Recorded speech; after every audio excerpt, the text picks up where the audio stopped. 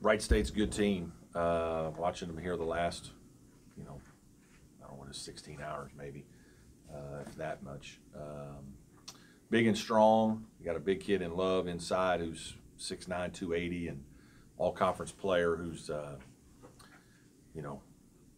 he's a load. I mean, he's just very good around the rim, maybe the best offensive rebounder in the country. I think they really guard you hard on the perimeter. Very well coached, very good position defensive team, very scrappy team. Nice mix of some guys that are very athletic to be able to defend, play in the open court, beat you off the dribble. Got a little senior point guard Gentry who's really good, fast, can make deep threes.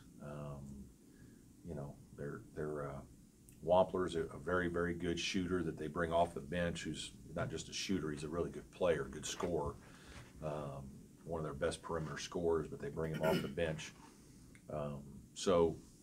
Again, it's a team that's used to winning. They were in the NCAA tournament last year, won their league again this year, lost in the championship game, and certainly will be a challenge for our guys.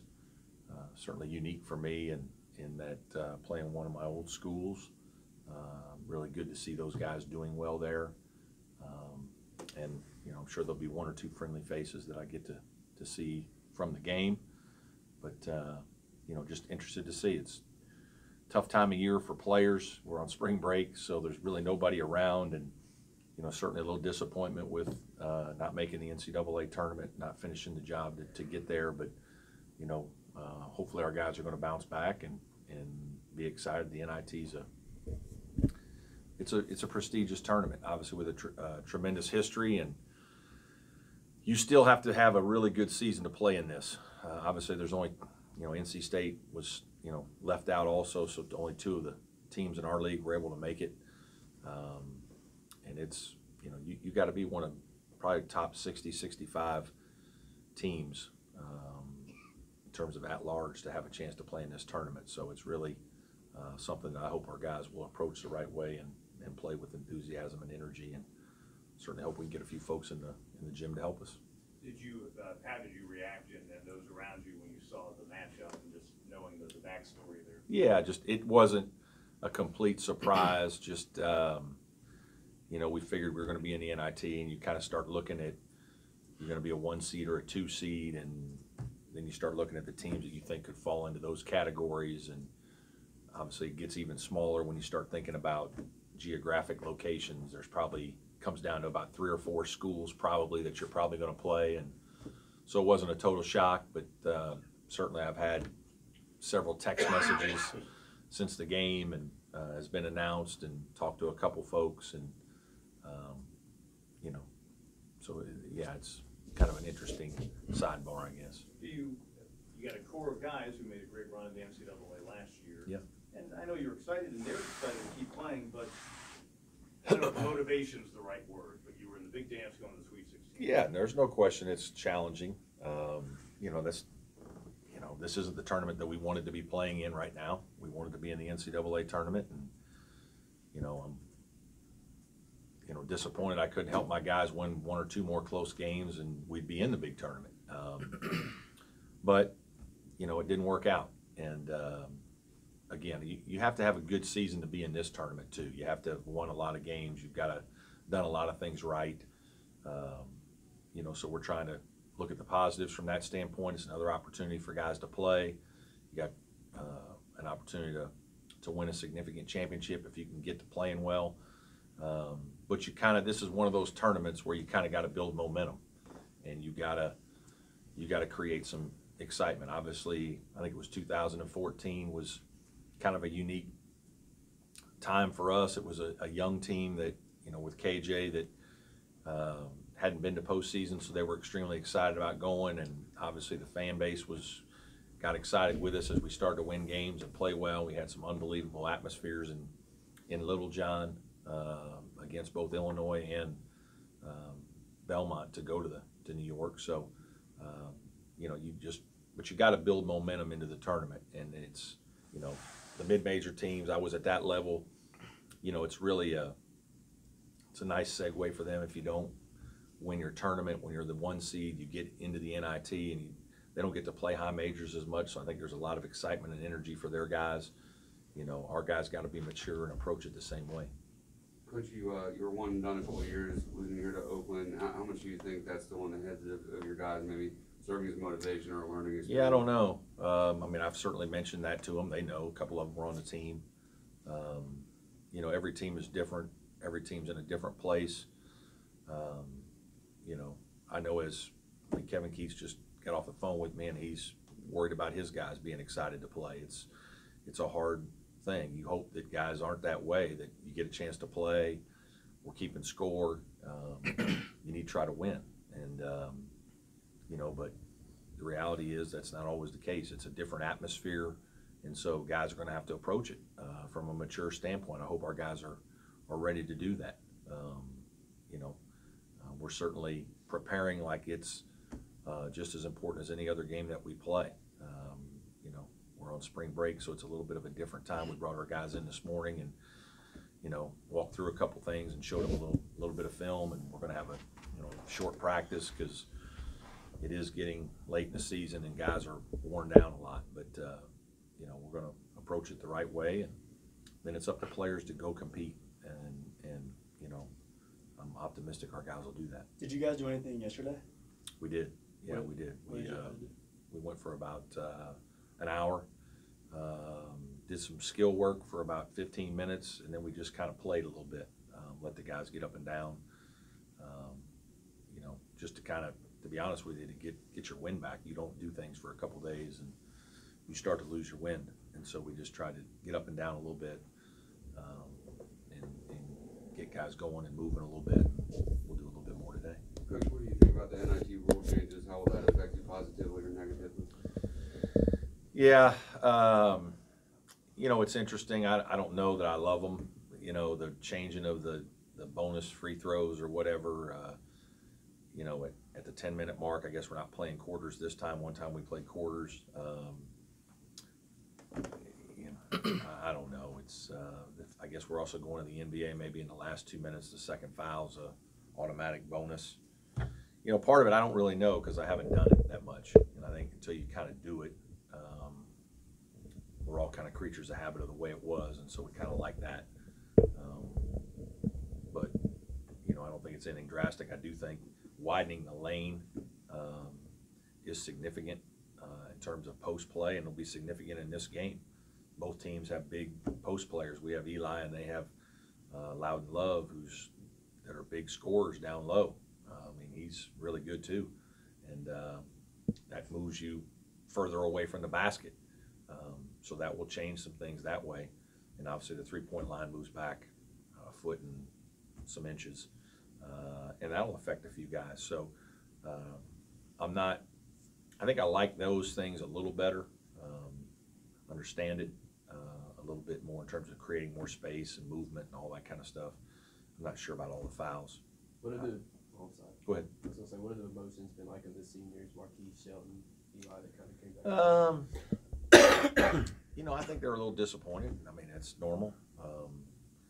You know, we know we were right there, and you know, 4 or 5 games, and if we win 1, maybe 2 more, I don't know. Depends on, you know, I don't know. It's hard to tell because you don't know exactly what the NCAA was looking at with some of the situations, net and all that. But you know, I mean, that's normal behavior.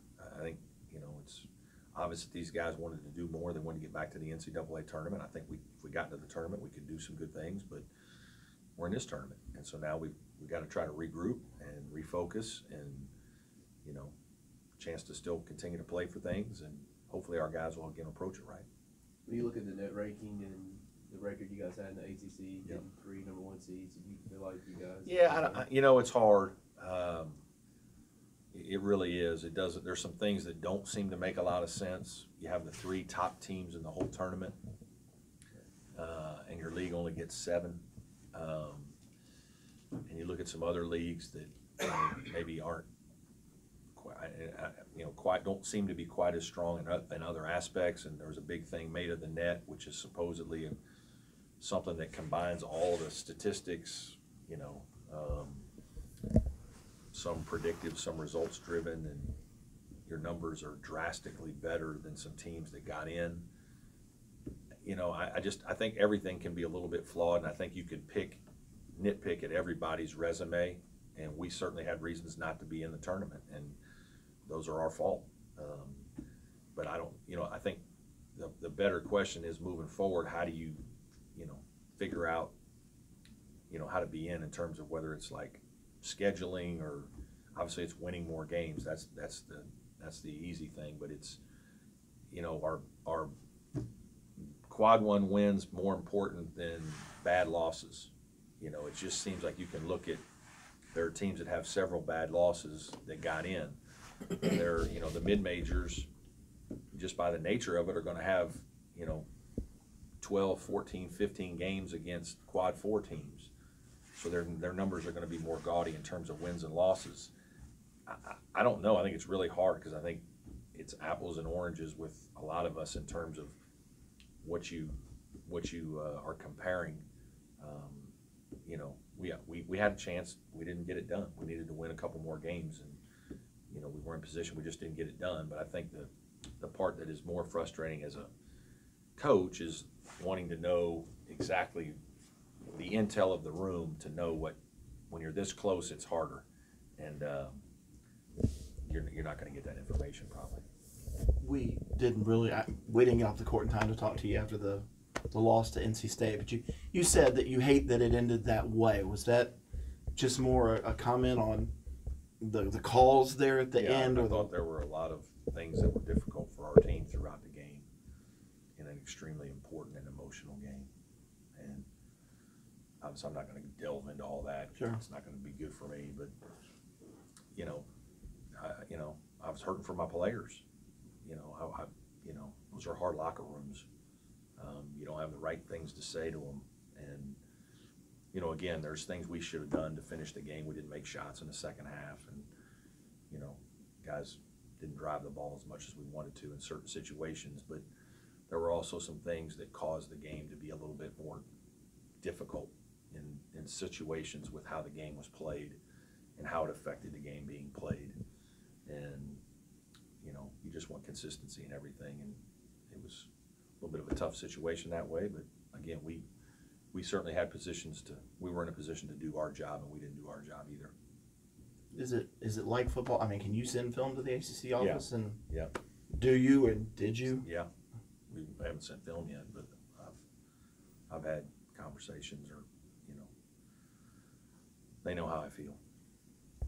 You say you haven't sent the film yet, but I don't need to send. You don't have to send the film. They have all the films. Like they've got more film than anybody.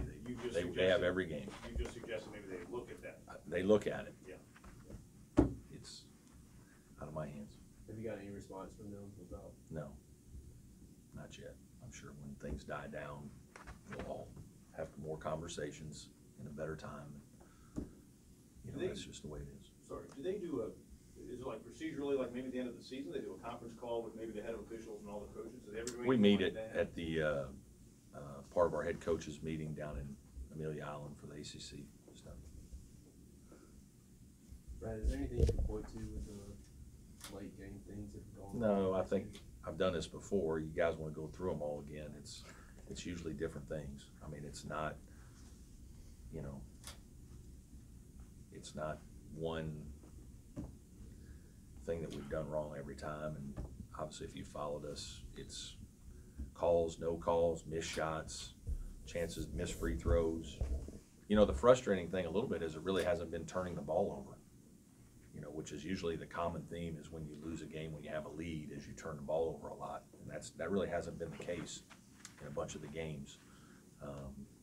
You know, we've had some shots to put a game from a one-possession game where we're up one to either 3 or 4.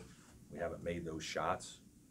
Miami comes to mind, NC State comes to mind, and then when we haven't made the shot and they've come down and made a shot or had a play go their way, and we haven't won. And then, you know, we had a play at NC State, we had a play at Louisville where we stole a ball and got blocked. You know, in that situation we were a little further behind, so we actually made some tremendous plays in the last minute of the Louisville game to give ourselves a chance. I mean, were some remarkable plays by Marquise's shots and things of that nature. So I don't think that's one of the hard things. It's not just one thing. It's, you know, it's something different in a lot of the games. And obviously we missed free throws in the NC State game at their place. So, you know, you just put your guys in positions and you hope we can make plays. And we haven't made enough at the end of a couple games. You always have a better team, but what can some of the young guys get out of playing in this tournament?